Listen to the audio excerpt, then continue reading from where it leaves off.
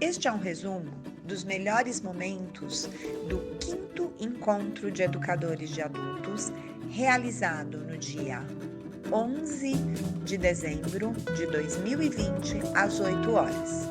Apesar de estar no YouTube e no IGTV, este é um podcast.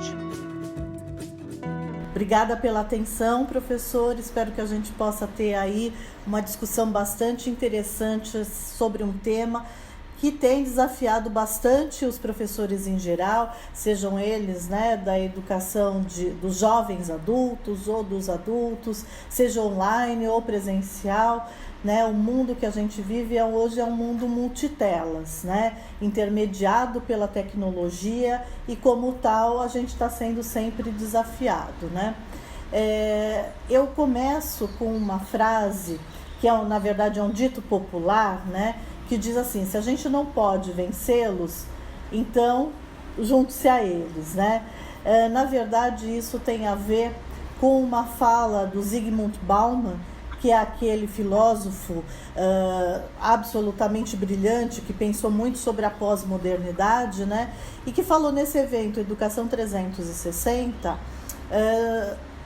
sobre a intermediação tecnológica na vida cotidiana das pessoas e o quanto isso afeta a questão da educação, o quanto isso afeta as metodologias e a participação dos alunos em sala de aula. Uma das coisas que ele coloca é uma realidade que é muito pétrea, a gente não tem como mudar isso, que é a ideia de que não tem como se conceber uma sociedade que não tenha mais tecnologia. A tecnologia, principalmente as tecnologias de informação e de comunicação, da qual o smartphone é um grande representante, são tecnologias que vieram para ficar. Elas fazem parte do nosso cotidiano e isso não irá mudar no futuro. Muito pelo contrário, provavelmente ela irá aumentar, a presença da tecnologia no seu dia a dia. Então, Karen, a gente está vendo fora do módulo apresentação. Por favor. Desculpa, saiu sem querer. Desculpa. Não tem problema. Se você puder restaurar, eu te agradeço. Ótimo, excelente, obrigada. Voltou, né? Agora tá a Ariel. Isso, pronto, agora voltou. Perfeito. É que leva às vezes um tempinho, desculpa. Imagina, não tenho o que desculpar. Então, a proposta do Bauman com relação a isso, visto que é um dado, uma informação que é dada e que não tem como se alterar, é que a gente tente contrabalancear o impacto negativo das tecnologias de informação e de comunicação naquilo que ele chama de uma crise de atenção, de persistência e também de paciência, Então, ele coloca, ele urge, os professores a pensarem em como é que ele pode integrar tecnologia às suas aulas bem dentro dessa ideia. Já que a gente não pode vencer a tecnologia porque é um fato que está dado, como é que a gente se une a ela para facilitar a nossa vida? Você passaria o próximo para mim, por favor? Ainda sobre esse assunto, você tem um outro teórico, que é o Jesus Martim Barbeiro, que é um colombiano. Ele vem da área de comunicação e ele passou a pensar a respeito da comunicação e da educação, como esses dois saberes estão se entrecortando, E uma das coisas que ele coloca é que a escola ela não é mais um lugar exclusivo de legitimação do saber. Por quê? Porque até, vamos dizer, o século XX, primeira metade do século XX, o acesso à informação era muito mais restrito. Você tinha os meios dominantes de informação, que fossem o rádio, que fossem a TV, que fosse o jornal. A TV não, porque ela surgiu em 1950, mas o rádio ou o jornal, em que você tinha meios dominantes de informação, mas eles não estavam tão democratizados, na população geral do mundo, como está hoje, por exemplo, a informação via redes sociais. Então, só um dado: se a gente for pegar o país mais populoso do mundo hoje, é o Facebook, que tem mais de 2 bilhões de pessoas ligadas nele. Ele é maior do que a China, Então, veja, você tem toda uma rede de pessoas que também se informam por meio, por exemplo, das redes sociais. E daí o Martim Barbeiro, ele traz justamente essa questão, que a transmissão dos saberes hoje, ela também é feita pelas mídias e pelos meios, né? Você tem uma intermediação midiática muito grande na difusão de saber. E, portanto, a educação se torna múltipla, difusa e descentralizada, porque não é só mais da escola que vem a informação, não é só da escola, da relação com a escola ou com o professor, que você tem uma relação de construção de saberes. Isto mudou, né? Isto passou a ser também construído a partir de outras fontes, como, por exemplo, já citei agora há pouco, as redes sociais, né? Então, e essa reconfiguração fora desses espaços tradicionais, como ele coloca, é justamente aquilo que a comunicação e as tecnologias de informação e de comunicação estão fazendo com o sistema educacional.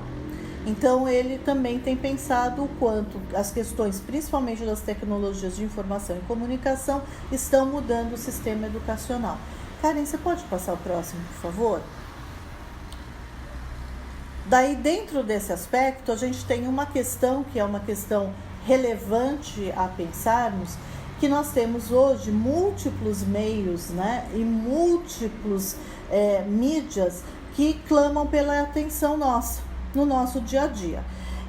Você tem, por exemplo, eu coloquei aí nesse slide, você tem, por exemplo, campanhas como campanhas militares. Esse exemplo, né, Your Country Needs You, justamente pensando no seguinte, numa campanha que foi feita durante a Primeira Guerra Mundial para o alistamento de soldados ingleses. Antes do início da Primeira Guerra Mundial, o exército alemão tinha mais ou menos 4 milhões de soldados. E o exército inglês tinha mais ou menos 700 mil soldados. Numa época em que a guerra se travava também homem a homem, corpo a corpo. Não era uma guerra como hoje, que é tecnológica ou que é econômica, né? Então hoje você tem outras formas de se contrabalançar o poder das grandes potências. Na época não, era homem a homem. Quando se declarava uma guerra, os homens iam para as trincheiras. E a derrota era eminente do exército inglês, pensando-se o quanto ele era muito menor do que o exército alemão. Então foi feita uma campanha na época para chamar a atenção dos jovens ingleses a se alistarem. E essa campanha foi muito bem sucedida. E a ideia foi o quê? Chamar a atenção do jovem inglês para a necessidade de fazer parte do exército, de realmente persuadi-los a fazer parte. E isso foi feito com a chamada de atenção. Então foram feitas feiras no interior do país, cartazes distribuídos pelo país todo, chamadas feitas via rádio na época, Primeira Guerra Mundial, estamos falando de 1914 a 1918, né? Chamadas feitas no rádio na época, incursões militares, né, de apresentação, paradas, foram criadas marchinhas, uma série de coisas para estimular, chamar a atenção e estimular o jovem inglês a se alistar no exército.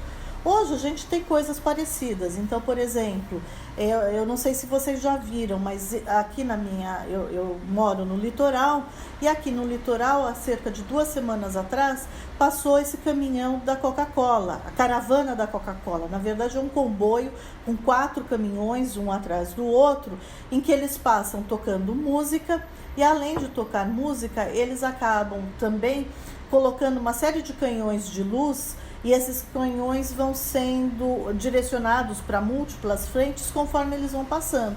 Então, quer dizer, quer coisa mais espetaculosa do que chamar a atenção por meio dessa caravana, né? Além disso, a gente tem a atenção também disputada pelos esportes, a atenção disputada pelas telas, aí no caso essa foto que representa, né, uma série de pessoas, todas elas entretidas principalmente com seu smartphone, né?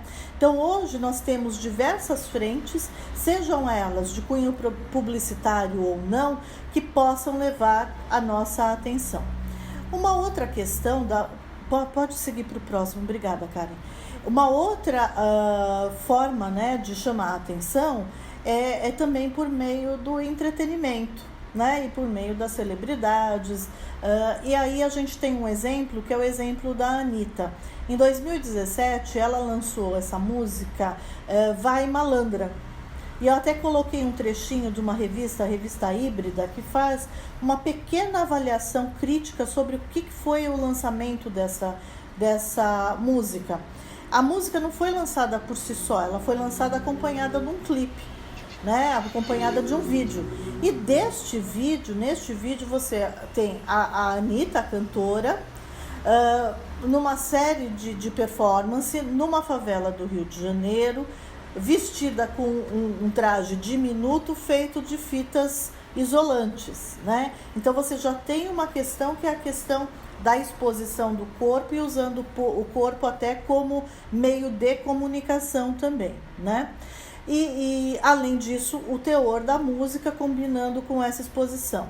O que aconteceu simplesmente foi que a partir do lançamento desta música, você passou a ter teóricos, você passou a ter um grupo, né, de intelectuais querendo discutir questões em torno do clipe, principalmente a objetificação do corpo feminino, a apropriação racial, no caso dela, né, uma mulher branca se apropriando, né, dos signos que seriam negros, né, que seriam afrodescendentes, uma romantização da periferia.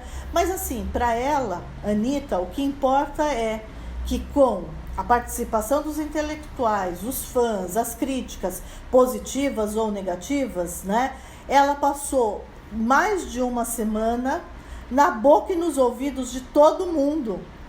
E com isso ela conquistou a visibilidade. Então é aquele famoso ditado também antigo, né? Falem bem ou falem mal, mas falem de mim. E isso acaba trazendo, né, concorrendo com a atenção. Você pode passar para o próximo, por favor? Então hoje, o que a gente tem, né? Por que eu chamo de mercadores de atenção?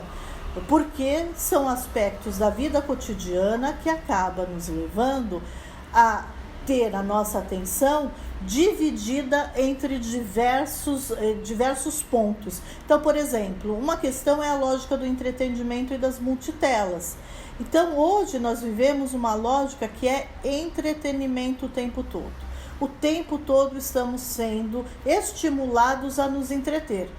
Seja com os vídeos, seja com séries, seja com programas de TV. Veja o quanto a Netflix, ao longo dos anos, ela tem crescido. Ela antes começou como uma empresa que era uma empresa somente de streaming, né, de colocação de conteúdo no ar, e hoje ela faz conteúdo. Por quê? Porque a busca por conteúdo sempre é muito grande, né?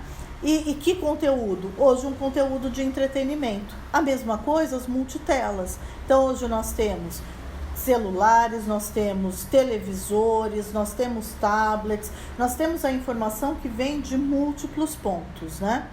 Uma outra questão que também acaba concorrendo pela nossa atenção é a questão da obesidade informacional. Porque se nós colocarmos, por exemplo, há 100 anos atrás, você teria alguns jornais, algumas revistas na época, que elas seriam as responsáveis pela difusão de informação. E a partir daquelas fontes é que você se informava. E a escola tinha um papel muito relevante nesse processo. Hoje você já não tem mais isso é muito difuso. Então a informação pode vir de múltiplos pontos e além de vir de múltiplos pontos, ela pode trazer uma outra questão que é assim, a diversidade dos pontos de vista.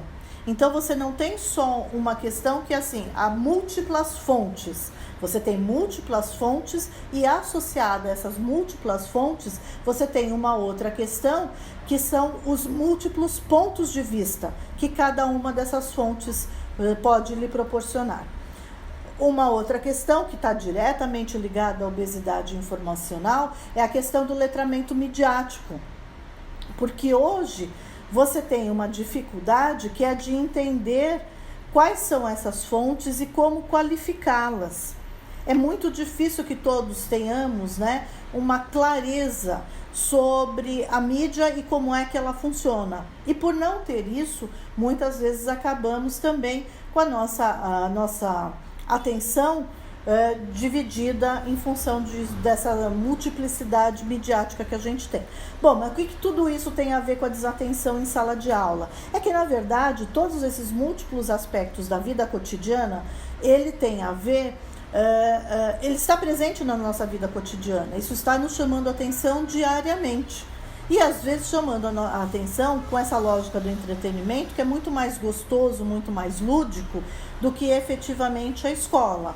Então, como é que a gente pode agir para que possamos concorrer com essa multiplicidade aí de meios e de informações e de fontes, de forma que a mensagem nossa dentro da escola e a sala de aula seja respeitada como um espaço de aprendizagem. Então, aqui algumas dicas, 7 dicas para a gente tratar sobre isso. Uma delas é a utilização dos recursos visuais. Então, cada dia que passa, mais a gente depende da visualidade, né?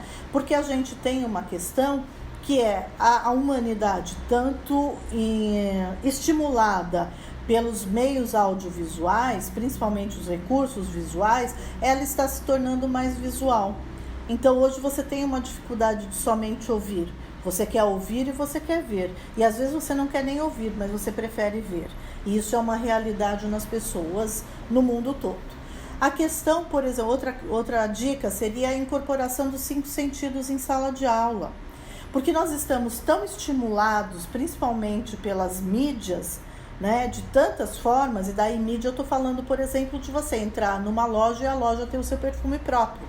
Né? Então a gente está tão estimulado, os 5 sentidos estão tão estimulados, que o ideal seria que a sala de aula também pudesse estimular isso. Então, por exemplo, uma aula de marketing em que você esteja falando de análise da concorrência, você pode pedir para os alunos descerem até o quarteirão e dar uma voltinha e dar uma olhada, por exemplo, em quais são os negócios que você tem ali, né? Como é que eles se comportam, como é que eles estão concorrendo entre eles. Você pode pedir para ir, por exemplo, na praça de alimentação da universidade. Algumas universidades têm isso, né? E daí pensar como é que isso está concorrendo, né? A concorrência está sendo feita ali. E daí você vai lidar com os 5 sentidos. Esse daí, por exemplo, é um exemplo. Uma outra dica é trazer o assunto para a sala de aula, para conversas e situações reais. Então, é sempre tentar ancorar os conceitos, né, que nós temos, a aprendizagem conceitual, naquilo que diz respeito à realidade do dia a dia das pessoas. Então, é trazer para aquilo que as pessoas vivem, para aquilo que faz parte do cotidiano.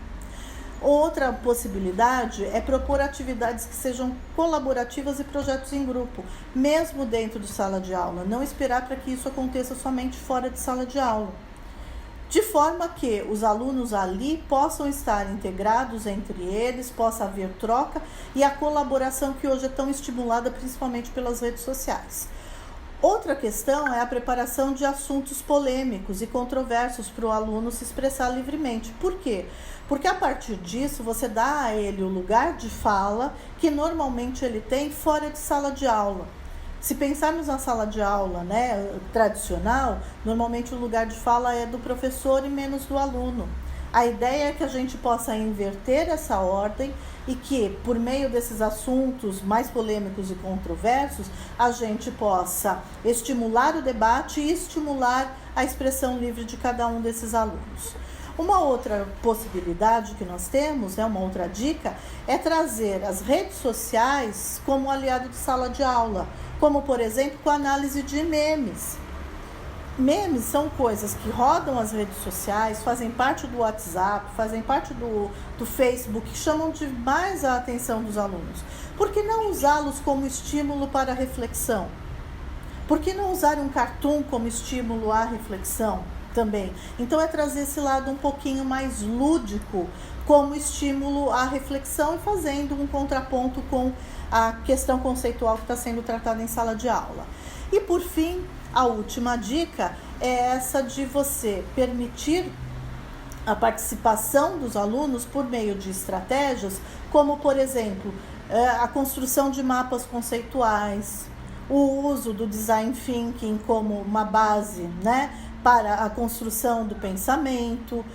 No caso, né, de aulas remotas, né, de aulas online, de repente o desenvolvimento de uma nuvem de palavras, ou de uma pesquisa rápida, de uma enquete rápida com os alunos. Então, quer dizer, usar de outros aplicativos e de outros meios para que você possa ter a participação estimulada. Então, usar basicamente das lógicas de entretenimento também para a sala de aula. E com isso, manter a atenção do aluno sempre plugada. Karen, você passa para o último slide para mim, por favor? E daí, só no último slide, como uma referência para quem quiser, tiver interesse em pensar um pouquinho mais, né, a participação principalmente das tecnologias de informação e de comunicação dentro da educação, eu sugeriria 2 livros. Um é A Comunicação da Educação, do Jesus Martim Barbeiro, que é um livro muito interessante, em que ele fala muito sobre essa questão, como a comunicação está entrecortando as lógicas de educação. E ele lança, inclusive, algumas sugestões de como é que o sistema educacional pode se aliar às tecnologias de informação e comunicação para mudarem o processo de aprendizagem e serem melhor sucedidos nesse mundo contemporâneo. Uma outra leitura que eu indico, ela não tem ainda uma versão em português, ela só tem essa versão em inglês, mas está disponível para compra via Kindle ou mesmo paperback, né, ou mesmo livro, que é The Attention Merchants, que basicamente esse é um livro escrito pelo Tim Wu, que é um jornalista especializado em temas polêmicos.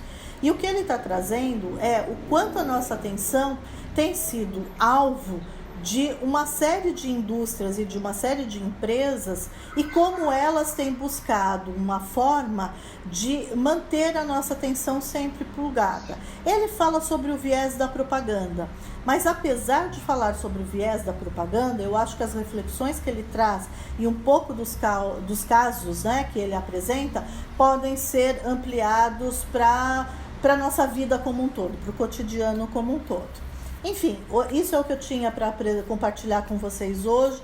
Agradeço a atenção e agora vamos abrir aí para a nossa discussão, porque o que mais gostoso a gente tem é justamente poder discutir. Obrigada pela oportunidade. Se você gostou desse podcast, assista a série inteira com os melhores momentos do evento no nosso canal do Telegram. É só entrar no Telegram e procurar Educadores de Adultos. Lá estão uma série de podcasts sobre o encontro, além de notícias diárias sobre temas ligados à educação de adultos. Nos acompanhe no Telegram. Você vai receber de segunda a sexta conteúdo relevante sobre educação de adultos.